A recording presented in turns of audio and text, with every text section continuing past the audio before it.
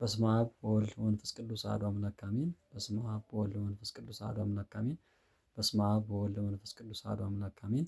ክርስቶስ ተንሥአ እሙታን በዐቢይ ኃይል ወሥልጣን አሰሮ ለሰይጣን አግዓዞ ለአዳም ሰላም እምይእዜሰ ኮነ ፍስሐ ወሰላም። ክርስቶስ በታላቅ ኃይልና ስልጣን ከሙታን ተለይቶ ተነሳ። ሰይጣንን አሰረው፣ አዳምን ነፃ ወጣው። በዚህም ፍስሐና ደስታ ሆነ ብለን የክርስቲያኖች ሰላምታ በበዓለ ፋሲካ ሰላምታችን ይሄ ነው። የእግዚአብሔር ቤተሰቦች በድጋሚ እንደምን ሰነበታችሁ፣ እንደምን ዋላችሁ፣ እንደምን አመሻችሁ። አሜን። የአምላካችን የልዑለ ባሕርይ ቅዱስ እግዚአብሔር ስለማይነገር ስጦታው ሁሉ ስሙ ዛሬም ዘወትርም በፍጥረት ሁሉ አንደበት የተመሰገነ የከበረ ይሁንልን። አትለይምና እናታችን እመቤታችን ቅድስት ድንግል ማርያም ስሟ የተመሰገነ ይሁን። ቅዱሳን መላእክት፣ ቅዱሳን ጻድቃን፣ ሰማዕታት፣ ነቢያት እንደየክብራቸው ስማቸው የተመሰገነ የከበረ ይሁንልን። ዛሬ ባለፈም እንዳልኳችሁ የቀጠለው ትምህርት ነው የምንቀጥለው። በተለይ አባታችን አቡነ ገብረ መንፈስ ቅዱስ በተመለከተ እንደ መግቢያ ከየት ተወለዱ፣ መቼ ተወለዱ፣ ወደ ኢትዮጵያ መቼ መጡ፣ በማን ዘመን መጡ የሚለው ነገር ለማየት ሞክረናል። ስለዚህ ዛሬ የምናቀርብላችሁ ደግሞ አባታችን አቡነ ገብረ መንፈስ ቅዱስ በአጠቃላይ የሰሯቸው ስራዎችና ስማቸውን በተመለከተ እና የሚመሰሉባቸው ምሳሌዎች ስላሉ ምን ምን ተብለው ይጠራሉ የሚለው ነገር በተወሰነ መልኩ ለማንሳት እንሞክራለን።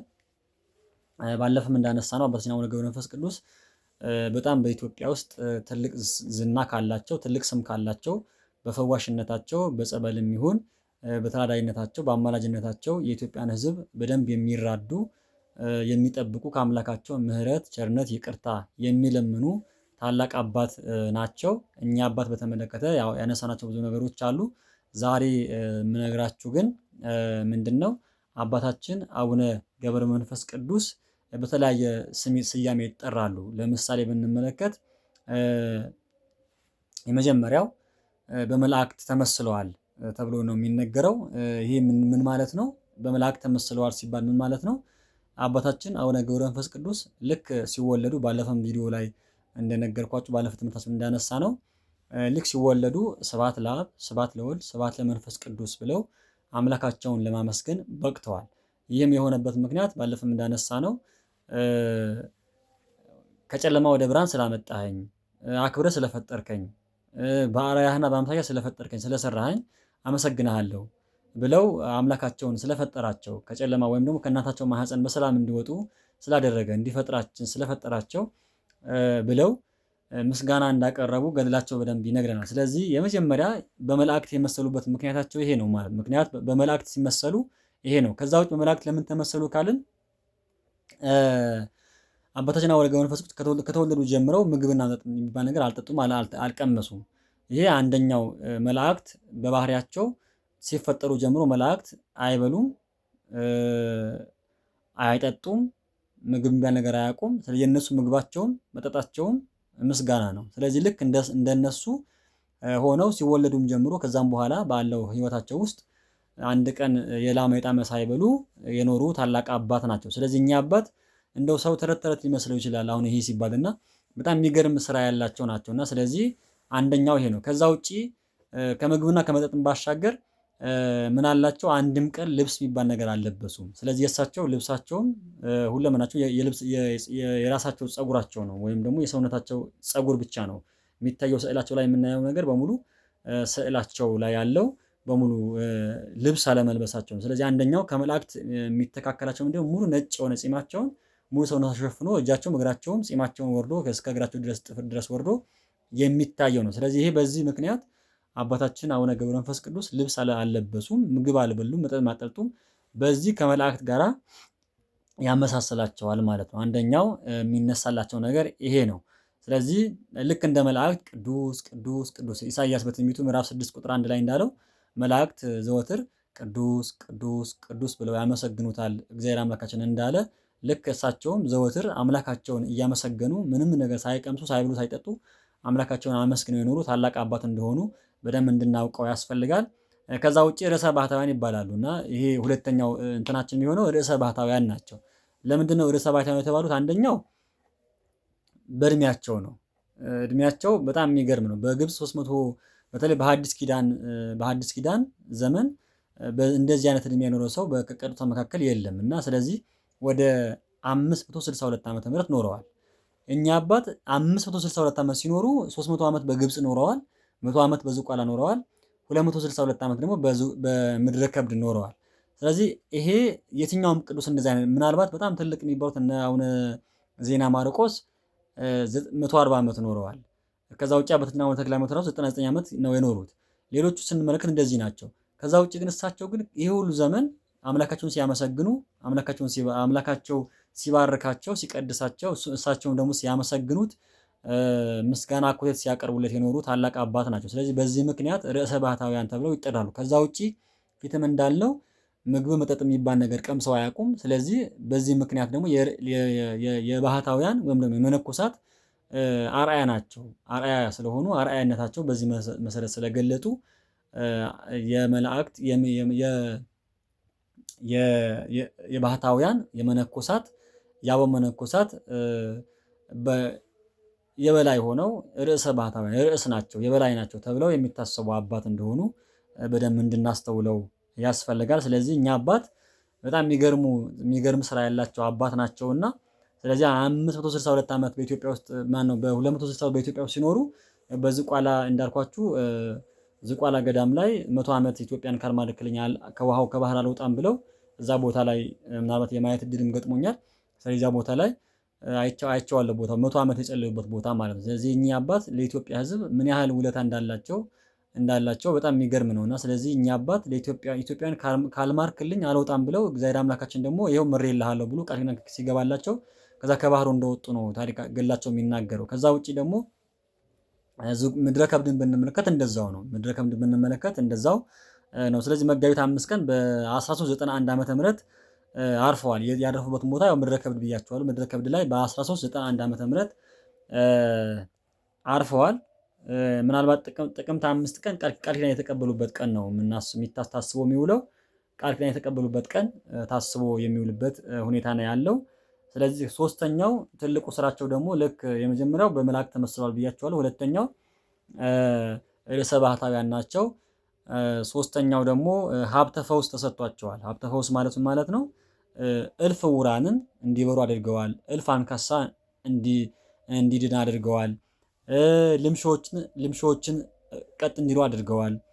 በጣም በርካታ ስራ በጣም በርካታ ነገር ሰርተው ነው ያለፉት እና ስለዚህ እኛ አባት በጣም በፈዋሽነታቸው ጸበላቸው ባለበት ቦታ ሁሉ ፈዋሽ መድኃኒት የሆነ ጸበላቸው እንደዛ ነውና ስለዚህ በእሳቸው ቦታ ሄዶ አምኖ ተጠምቆ ሳይፈወስ የሚመጣ ማንም የለም። እና በተለያየ ቦታ ምድረ ከብድም ይሁን ዝቋላም ይሁን ሌሎችም ቦታዎች የምንመለከታቸው እንደዚህ አይነት ነገር ያላቸው ትልቅ ጸጋ ያላቸው ትልቅ የመፈወስ የማዳን ኃይል ያላቸው አባት እንደሆኑ እንድናስተውለው ያስፈልጋል። በተለይ ምድረ ከብድም ይሁን ዝቋላም ሄዶ ምዕመናኑን መሳተፍ ከቦታቸው በረከት መካፈል ያስፈልጋል ማለት ነው።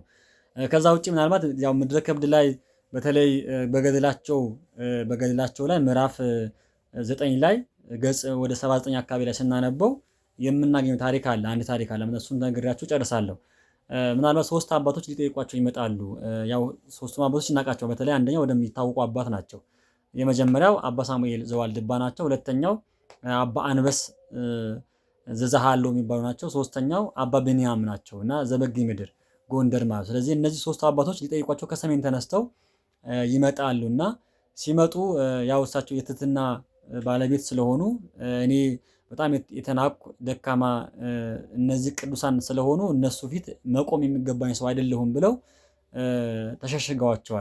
ተሸሽገዋቸው ያው አባ ሳሙኤል ሁላችንም እንደምናውቃቸው በአንበሳ ነው የሚሄዱትና የእሳቸው የጋማ ከብታቸው አንበሳ ነውና ስለዚህ ሌሎችም አባ አንበስም አባ ብንያምም በአንበሳ ነው ተራምደው የሚመጡትና ያው ከዛ በኋላ የሚገርማችሁ ነገር ምንድነው የሆነው? አባታችን 7 ቀን ሙሉ ተሸሽገው ዋሻ ውስጥ ይገባሉ። እነዛ ምን ሆነው ነው ምን ገጥሟቸው ነው ብለው በጣም በትካዜ ውስጥ እያሉ ምን ይፈጠራል? የአባታችን የነዚህ አባቶቻችን ማለት ነው የአባ ሳሙኤል ዘዋልድባ የአባ አንበስ ዘዛሃሎ እና የአባ ብንያም ዘበጌ ምድር የመጡባቸው አንበሶች ማለት ነው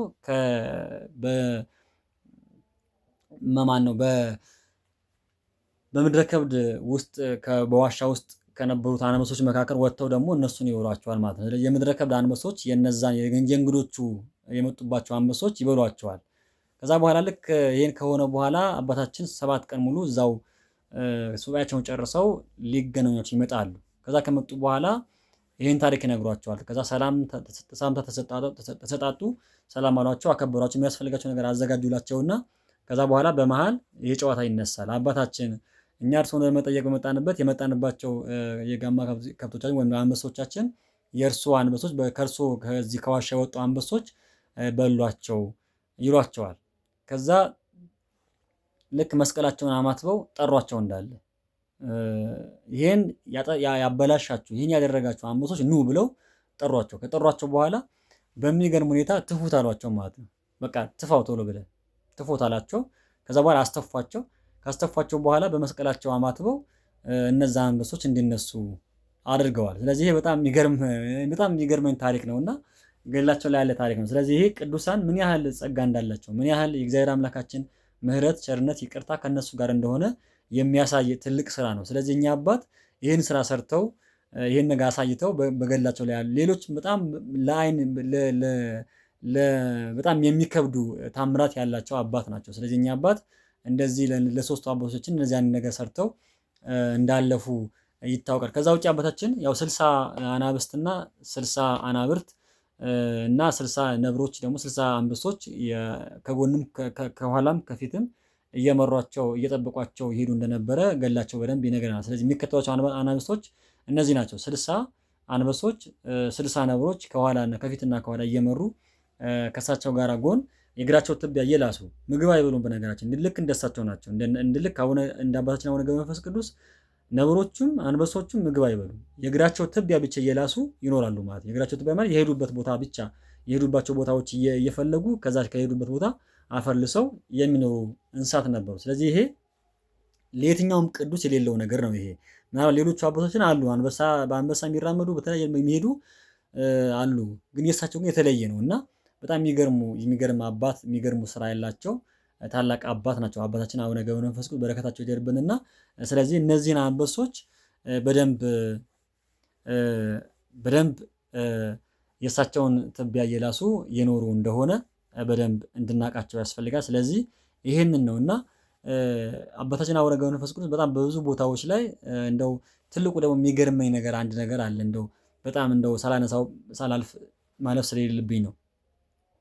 አባታችን አቡነ ገብረ መንፈስ ቅዱስ ባሉባቸው የእሳቸው ታቦት ባለበት ቦታ ሁሉ የእሳቸው ገዳምም ይሁን ቤተክርስቲያን ባለበት ቦታ ሁሉ በጣም ረዣዥም ዛፎች እድሜ ጠገብ ዛፎች ይኖራሉ።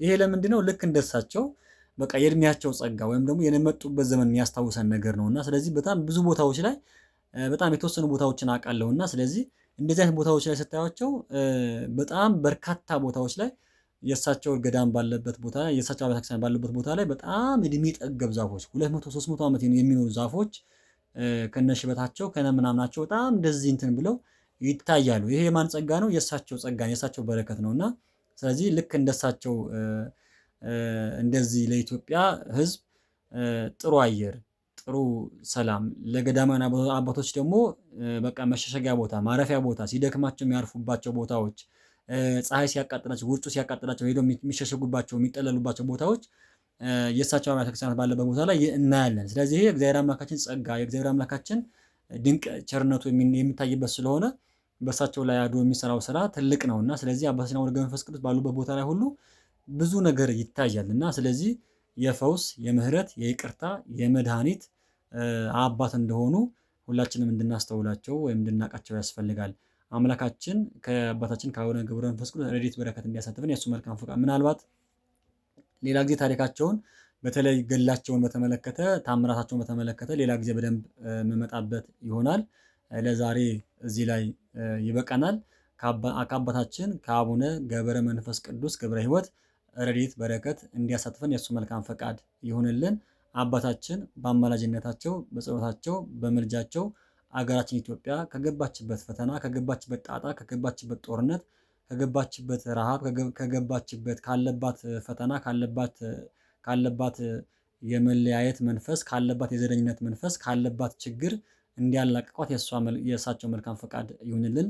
በአማላጅነታቸውም አይለዋት። ኢትዮጵያን ማርልኝ ብለው ያ ሁሉ ዘመን የጸለዩ አባት ዛሬ ግን እሳቸው የጸለዩላት ኢትዮጵያ እሳቸው ያ ሁሉ ስራ የሰሩላት ኢትዮጵያ ዛሬ ግን በዘር ተከፋፍላ ሰላም ርቋት ሰላም አጥታ ህዝቦቿ ተጨንቀው በኑሮ ውድነቱ በተለያዩ በበሽታው በውርጩ በስደቱ በቃ ሰላም በማጣት ፍቅር በማጣት በቃ በብዙ ነገር ነውና ተቸግረን ያለነው።